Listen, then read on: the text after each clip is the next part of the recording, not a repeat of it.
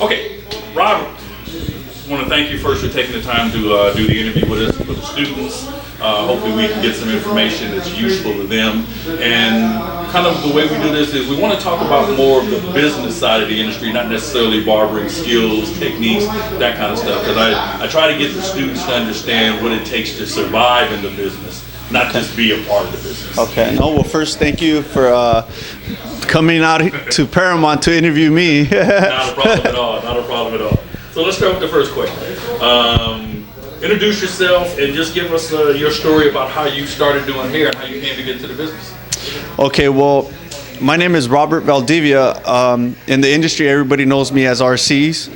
I started cutting hair like every barber, the backyard, Right. I've been cutting professionally for 16 years. How I actually started my business it was kind of like a kick in the butt, it's sacrifice, but the thing that really, really pushed me was at one point, I was working for somebody and that person sold his shop, after me and a couple other barbers, younger barbers being there for like 3-4 years. He never offered his business to us before he actually sold it to somebody else that's not in the industry. Okay. So that kind of pushed us, we kind of got upset. We left the shop. Then we're like, we could do this, So everybody kind of went their own way. So I started off buying one chair, a station, a mirror. So from that point to where I actually opened up my shop, it took me like 4 or 5 years, Were you in the building? No. Okay. Like this building? Well, I'm saying, when you say you got the one chair and then it took you for... Actually, I was actually still working at another shop, okay. And I was storing everything in my garage apartment. Buying all your equipment. Yeah, so I was buying all my equipment little by little, piece at a time. Gotcha. Yeah. Okay, so it took you about 4 years to get everything. To get everything. Well, the thing is that, most shops have chairs that don't match. Right. Some stations don't match, and my thing was that I wanted to create a platform, like something nice, not just your cookie cutter barbershop, So that's why it took me more than I expected. Okay, gotcha. The place that you were at before, did the gentleman who left, was he any type of mentor at all, or was he just running his barbershop, you guys paying your rent and kind of working at it from there? You know what? At first, it was kind of like he was cool about it, like he was gonna be a mentor. I to be honest with you, that guy used to cut my hair when I was a little kid. Gotcha. So when he found out I was cutting, he came and looked for me where I was. I started at a beauty salon. Oh, okay. To be honest, that's where I started at. A lot of barbers won't admit it, but I'll admit it. Okay. He went, looked for me, gave me a job. Mm-hmm. So I was like, oh, this dude's cool with me, So I started, but then, like everything, love and hate. Did you start growing, the relationship started to change? Yeah, so the relationship started to change. It was my first full Friday. I was working part-time, and my first full day on a Friday, my edges went off on me. I had no clue where to get them. I didn't even know about Sally's at the time. I knew he had extra clippers, so I tried to ask him, hey, could I borrow so I could finish the haircut or at least the day? He's like, nope, get your own. Really? So him schooling me on that, he did help me out on that, because now I teach my barbers, hey, double up on everything. If you have money, triple up on everything, So, but other than that, I wish I would have had more guidance, Gotcha. Let's go back to your first starting. So you started in a beauty salon. Let's go back even further. You're doing hair, say you started when you were really young. When did you make the decision to go to barber college? Okay, so like I said, I started young. I started when I was like about 14. I was probably the 8th or 9th grade. And that's when I started cutting. I was cutting for free. Then eventually, started charging $1, $2 to my friends while I was in high school. When I graduated high school, I was working at a job at that time, was back in 1996. it was paying me $15 an hour. That was a lot of money back then, you know, even now. Right. And that kind of like went off. There was a lot of people got fired. I was one of them. So I was just searching around. I worked as a forklift driver, you know, for minimum wage. Till my wife, my girlfriend then, she used to tell me like, dude, you know how to cut good hair? Like, go to school. And I'm like, nah, you know, this is just like a little hobby I do, you know? Right. But when I started seeing that people were actually like, I was giving everybody fresh haircuts for the weekend and I was the one not getting haircuts, I was like, you know what, there's money in here. Yeah. So then that's when I started going to barber school. I started in 98 to 99. That's when I went to barber school. Gotcha. Got your license and all that stuff. And then, so how did you end up, once you got your license, how did you end up in a beauty salon as opposed to a barbershop? So the way I ended up at a beauty salon was that I was still going to barber school. And there used to be a 99-cent store next to a beauty salon around the corner from my house. One of my uncles just happened to pass by and he seen a sign that said, help wanted, barber wanted. So then he calls me and he's like, hey, you need to try this spot out and maybe they'll hire you. I'm like, no, they need people with license, right. You know? So then I ended up going anyways with my uncle. My uncle practically took me over there.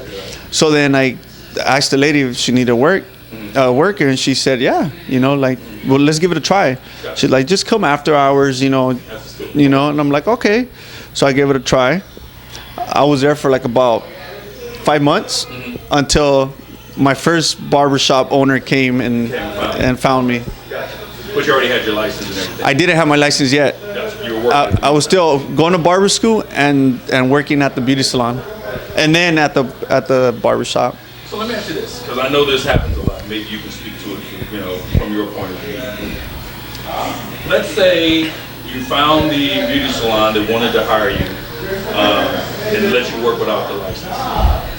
Had you not been disciplined enough, how long do you think you would have ever gotten a license? Because I noticed there's, you know, and you can probably speak to the statistics, probably half the folks out there working in salons now still don't have a license because they don't take the time to go to school. You know what? I noticed that the problem nowadays is that what I see is that a lot of people are going either already cutting at their house, and a friend will tell them like, hey, you know what, there's a barbershop or a beauty salon that needs a barber or stylist. So then they go check out the spot. So then they get immune to that money flow, you know. So then they're like, you know what, I don't even need a license, you know. So my thing was, I went to get my license. When I started, when I was more than halfway through, that's when I started looking for places, you know. So I recommend to everybody, go get your license, you know. You're just, the faster you get your license, the more money you're gonna make. Yeah, and just stick with it. I know exactly. To students who are there, who may be in that middle ground between going to school, plus I'm making money, and you know the time I'm spending in school, I might be able to make more money. Correct. Get this stuff. I'm just going to if I'm in a spot now without a license, why can't I just stay and keep getting paid? Correct. You want to kind of motivate them. Yes, I motivate. I try to motivate everybody. You know, like at least inside my shop, I try to do like 100% with them. Something that the guidance that I didn't have, I try to give it to them. You know, even to other fellow barbers or stylists that they know me from like Instagram or social media. You know, like I try to guide them on that way. Gotcha. Now, moving forward, you said the gentleman sold his salon to another guy who wasn't in the business or anything like that at all. Was owning a salon something you always wanted to do, or if that guy who mentored you was still around today, you think you'd still be in his spot? You know what? When I first started, I didn't even have a clue like what I wanted to do. At first, I was like, okay, you know what? I'm not doing anything. I'm getting money here and there. I'm going to barber school. I'm gonna get my license, but I didn't know how big in the industry I was gonna be. You know, like where was I gonna be at? You know, so then what I did was like sat down with my wife, did a 5-year goal plan, and then took it from there. I'm like, you know what? I'm doing good at this barbershop. I'm licensed in California and Arizona. You know, so when we did that, we sat down, we're like, hey, you know what? This is the numbers that I'm bringing in. the lease or rent for a spot is around this much, I think I could do it. You know, let's go for it. You know. And that time you did it pretty much based on your own numbers, or wasn't even having nobody else? No, just my numbers. Yeah, just my numbers. I always tell everybody that's gonna open up a barbershop or a beauty salon, your chair has to be able to pay for your rent. You know, for your lease, for your bills, even your bills at home. You know, once that chair is making that income, then if you establish that chair right, then you're ready to open up your own spot, you know. Because you're not dependent on them. Exactly. You carry the weight yourself. Exactly. Anything you get anybody else just becomes great. Correct. Gotcha. Okay. Gotcha. And that's great. You had a 5-year plan. So you and your wife both are kind of that mindset that kind of puts things on paper before you kind of move out and do that. Yeah, I was never a believer on that, you know, but now I do that all the time, and I tell the youth, I tell them that. I go, I mean, there's little things that you in life that you need to do, you know, like I said, I pictured me having a barbershop. I set a goal, I got it, you know. From there, then other things came, you know. Right. You know, so. Gotcha. So you've been in the business now how long? Professionally, 16 years. 16. You know, I'm not the type of barber or stylist that say I've been cutting for 20 years. Because to me personally, that backyard doesn't count. Gotcha. You know, it starts when you get your license. Gotcha. You know. So in those 16 years, at what point in time of that flow did you have to start to separate Robert the stylist from Robert the business person? You know what? That's a good question, because when I first started my business, I opened up in 2006, September 2006. When I opened, the thing was that I never wanted to be like the owners that I used to work for, you know. So when I opened up my shop, it was only me and 2 other barbers. So I wanted to be more like a friend. So for a whole year, maybe close to 2 years, I was a friend. I wasn't even like an owner. I was just another barber in the shop, you know. But with that, it created a lot of problems. Like a lot of problems. Yeah. So now, after those 2 years, I was like, nope, I can't be like that. No, it hurts, but sometimes you have to put your foot down. So from that point on, I'm like, you know what? I have to be first. It's a businessman. Right. I'm the shop owner. Right. Then I'm a barber. Then I'm your friend. Right. You know, if we get mad at each other, right here, as soon as we leave, we're friends again. Right. You know, because business is one thing and friendship is another thing. You know, True. it's hard. It's kind of hard to separate, but you have to do it. Yeah. You know, and any successful businessman will tell you. Anyone. Yeah, no, and that's why I asked the question, because you get so many people who come from the same point of view. They kind of say, "Okay, I'm gonna open up a shop, and everything's gonna be cool. Everybody's gonna get along, you know, and it's fine." And that's fine. Mm-hmm. That has to be done sometimes within the context of some rules, and somebody's willing to enforce them. Yes. And you have to make that distinction between, okay, look, yeah, we cool and all, but this is how stuff goes in the shop. This is business. Friendship stuff is completely separate, and we have to kind of make that line. You know what? I guess. From what I learned in the past, nowadays, I respect everybody that comes into the shop to work for me. Mm-hmm. As an individual. Yes, you might get along with others more than others, you know, but I try to give everybody the same respect. But there's always a line, right. You know, and they know that they shouldn't cross that line, and as well as myself, right. You know, I shouldn't cross that line, you know, so the respect is mutual. Right, yeah, you know, it's like we're friends, but it's like when he's about his business, correct. About his business, and they know that. Okay. How are the goals that you set personally for you, your wife, and your family different from the goals for your business? And do you have them both? You talked about a 5-year goal to kind of get the salon. Do you have goals in both areas? You know what? To be honest with you, it kind of involves around the shop as well. Because my wife has her own job. She has her own career, you know. So I have my own. Sometimes I overwhelm myself with all I think is cutting hair, barbering, and there's a time and place for everything, But like you said, the goals, of course I have to, like, when I set those goals, I have to include the business, because that's where most of the money is going to come from, So like I was just talking to another barber like about a week ago. We were talking about that, how he went about. From here, I had 3 barbers open up their barbershops already, which is, to me, it's like a blessing, Look, I even get chills talking about it, because it's like I'm doing something right. It's like a stepping stone, I still keep in contact with them, and the thing is, it's like, okay, 2006, I open up the shop, I'm fine. A year later, I buy my house, which I never thought I was gonna do that. But when you start like writing down stuff, and you might not get it in a year, you might say, hey, 2016, I want this, but you might not get it that year. There's nothing wrong with that, you might get it 2017, and as long as you keep pushing, for more. So you value the importance of writing things down so that you can kind of. Oh yeah, man! I have pictures of my next house. I have pictures of my next car. You do the vision board. Exactly. I don't know when I'm gonna get it, but I know I'm gonna get it. You're working toward it. Excellent. When did you talked about 3 years making the distinction between you, the friend, and you, the business person. When did you decide to or understand that you needed a team of people on the business side? An accountant, insurance, financial planning, those kind of things. When did all that come to play? Okay, I'm gonna tell you something. On that note, the only two people on that team is me and my wife.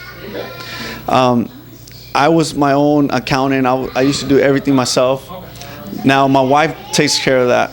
I don't know if that's a good thing or a bad thing. No, she, that's a good thing. She helped me. Actually, she helped me manage my money better. Before it used to be like spend here, spend there. Now it's like way better. Yeah. Budgets is like what goes in, what the exactly. So on that note, on the accounting, it's just me and my wife deal with that. Gotcha. Okay. What's your thought on Wolford versus commission? Okay, I've been on both. Like I said, when I started at the beauty salon, I was at a percentage, right? There, it was 60% for the owner, 40% for me, which is kind of high, Especially for a barber. Yeah, but I couldn't complain because I didn't have my license. I was new to that. So I just let it ride. When I went to my first barber shop, at that time we were charging, I believe, $6-7 a haircut. The guy was charging us $25-30 a day. For space. Okay. Which was fine because you'll make it. I mean, back in the days, the haircuts were way easier. Just bald fades all day, Right. And you'll make that money real quick. So that was nothing. But the difference there I charge percentage. And the reason I do that is because when I was working at that barber shop, it was like about 150 a week, 130 a week, something like that. Used to have barbers come in at the time they want to, leave at the time they want to, take an hour, 2-hour lunch break, not say anything. And then when the owner came down and told them, like, hey, you know what, there's rules and regulations that you got to follow. Well, the barber used to say, like, what do you care? Like, I'm still giving you your rent, right? So I'm like, I didn't want to deal with that. I did not want to deal with that.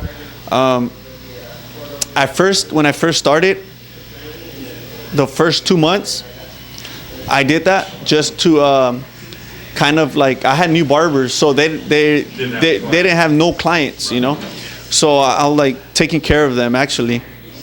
But now it's like I just charge percentage, and everybody. I mean, thank God everybody's booked with appointments. Everybody eats. Now I noticed one of the things that Daryl told me, you do a lot of Instagram, Facebooking, and stuff like that. And it leads back to my talk with my dad's shop. when it comes to the clientele. Just, I guess, roughly speaking, understanding how that business works. How many clients come to the salon because of the reputation of the salon and the things you do, as opposed to knowing that some people are doing work, but how many of you think percentage-wise, is there a large percentage of people who come here because of your reputation and the salon's reputation, as much as the individual reputations of the guys that work here? At one point, I used to say that 75% of the customers that come to my shop are because of me. And the stuff you did. But not because I'm the greatest barber in the world, but because I've been in the city for 15, 16 years. You know, so a lot of people know my work that's in the city. So now I bring these new younger barbers. Some of them live in the city. Now they work here. They bring their friends, you know, so, but social media, it's like, man, it's free. You know, I get calls from Yelp trying to get me to pay like $300 a month for advertising. Yelp is free. I don't need it, you know. Clients write a review, it's free. Yeah, it's free, you know.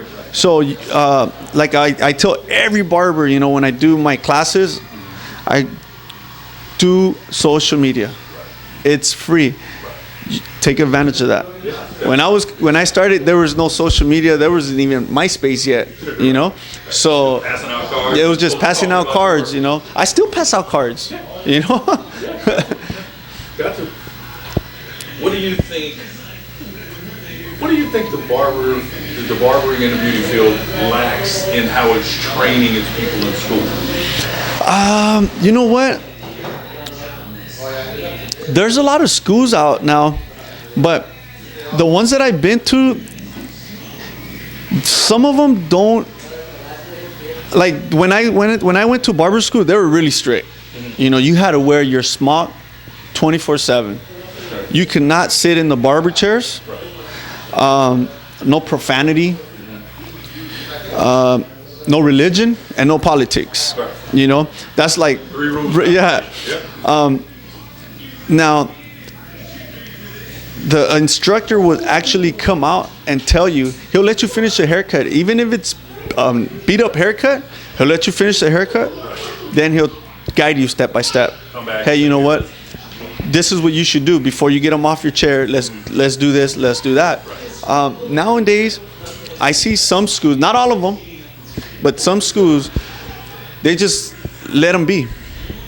Like, they go in, clock out, and that's it. And to me, it's kind of like they're money hungry. You know, so, like I said, some schools, not all of them, but I was just talking to one of my good friends. He owns a barber shop, and he was one of the first ones that worked with me, and he started he got his instructor license, so he's working in Long Beach. You know, and he's in there to try to change the game. Right. You know, his thoughts are just like mine, you know. Yeah, because there's like I said, like they don't teach them like some schools don't teach like the morals of the barber shop, you know, like how to do a basic flat top, you know. Like you ask a lot of barbers these days to do a flat top, they won't do a flat top. A lot of barbers won't. You'll be surprised. You'll be really surprised. Yeah. Well, I was surprised, like I said, when I went to, because I've had my cosmetology license for years, but ended up going back to barber school to get my barber's license to instruct, because you needed it, but I've been doing barber work for years. And this was maybe 2 years ago, and I was amazed at how many barbers, and this is the instructors included, didn't work with scissors. Exactly. You know, I'm a scissor guy when it comes to, especially when you're, you know, I guess, maybe from a black hair standpoint, you pick it out and do a lot of shaping with scissors. So I was used to doing that shaping with scissors. Now you're talking about flat top, so the same thing. I'm picking it up, working it out, or taking the comb and going across the top and steady combing it, and you know, getting the wild stuff. Exactly. And that kind of stuff. And it was like, wow, look at him work with the shears, and I'm like, that's like Barber 101 shears, right? Yep. Yeah, a lot of barbers these days, they don't like to use shears. They either clip or over comb the top, or they put a guard, you know. But if you got longer hair that needs shape, how do you do that? You just rough trim it? You just Yeah, rough skim it? yeah. You know, so those are things that like some schools should teach. You know, like I said, some slack, some don't. You know, even I remember putting something up on social media. I had went to a barber school just to visit. You know, and I noticed that they didn't even have hot lather. Some shops now, and there's a lot of products out there these days that there's gel, shaving gel. Right. You know, if you're gonna use a shaving gel, that's fine. Use the shaving gel, but at least throw it in the microwave or put it in your towel steamer for a little bit, Right. so it could be warm. Because to me, like me, I used to love like getting that hot lather in the back of my neck. You know, like that's, you know, yeah. So you know, just so I put something up on that on Instagram, like probably like about a year ago, you know, and I got feedback from a couple schools, you know, some good, some negative, you know, but I mean, Why negative? yeah. Yeah, I wonder why negative. What advice, I know we talked about social media, you may want to, you know, speak about that some more. What advice would you give to, you know, those folks who are just starting their careers? As a social media, or Just figure, you got a guy that just graduated from school and wants to come work for you. You know, you kind of, you know, you're sitting through the ropes, you figure out he can cut. What kind of things are you trying to tell him to kind of help him understand what it takes to make it in this business? okay, first of all, I have sent people to school before, you know, where I pay for their school. Gotcha. You know, I was blessed, you know, like to do what I'm doing and to be able to help others, you know. But if somebody comes up to me right now and tells me, hey, you know what, I want to become a barber, can you help me out, or can you just give me advice? The first thing I think I would say, like, are you ready to work weekends? Because if you're about that party life, you know, like not working weekends and stuff like that, this industry is not for everybody, you know. A lot of barbers, or I shouldn't say barbers, a lot of people just say, oh yeah, you guys just sit down, watch TV or whatever. That's BS. Right. You know, because I mean, I even work on my day off. You know, there's 10, 13, 14, maybe even 15 hours behind that chair. It's not easy. Not everybody could do it.